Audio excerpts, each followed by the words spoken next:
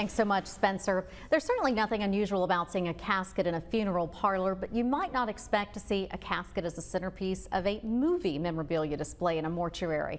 You might guess there are ties, though, to the Marshall plane crash. 13 News reporter Randy Yohe shows us how a theatrical prop can provide comfort after loss.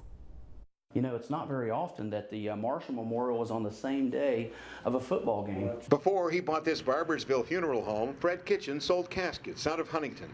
That's where, back in 2005, the We Are Marshall movie producers hired Fred to provide caskets and advise for the movie's casket scenes. They were looking for authenticity. They wanted something that made it look like that time, 1970. I promised mothers that I'd look after their sons. The key casket, under lease from Fred, got damaged in the movie shoot.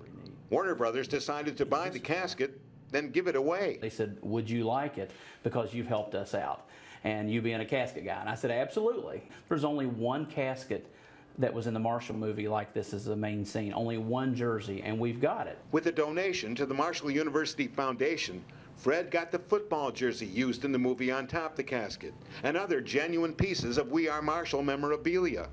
He turned his funeral home lounge into a movie prop exhibit. Now at first, Fred had the casket on display tucked away here in a back room, worried that a casket on display at a funeral home might be offensive to funeral goers. Those fears were soon allayed. With my wife's advice, of course, we were able to go ahead and make the leap and place the exhibit in here, and then we started seeing overwhelming responses from families. Butch Payton laid his mother to rest here.